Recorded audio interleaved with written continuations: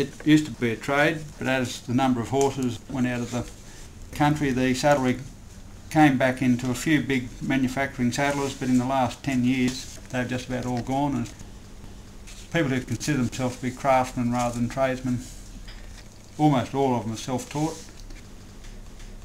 When I was about 17, I was working at Wave Hill Station.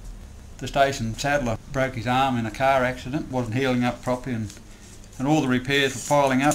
And at that stage I'd made myself a couple of belts and a saddlebag, I think. So I was the closest thing that they had to a saddler, and I got stuck in the saddle shop. There's probably not as much middle of the road sort of stuff now as used to be. We've got some really good stuff made by the people who are exceptional craftsmen, and we've got some fairly ordinary stuff which is made by people who are either just starting out and don't know, or those who've been there a long time and don't really care. The reality is, I think a lot of the customers really don't know what they're looking at either, so the whole industry has changed in that regard. A lot of saddles are now made overseas, in India and Mexico, and places they can make them nice and cheap. If they start making them in China, well, that'll probably be the end of the lot of us. I think the only thing that saves us there is the market's probably not big enough for the Chinese.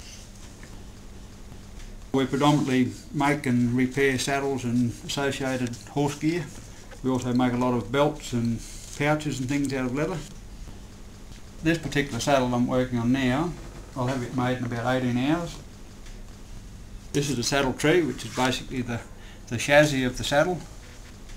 This one's one made out of timber covered with wet rawhide. When it all dries, pulls together, and it's very solid, very long-lasting saddle tree.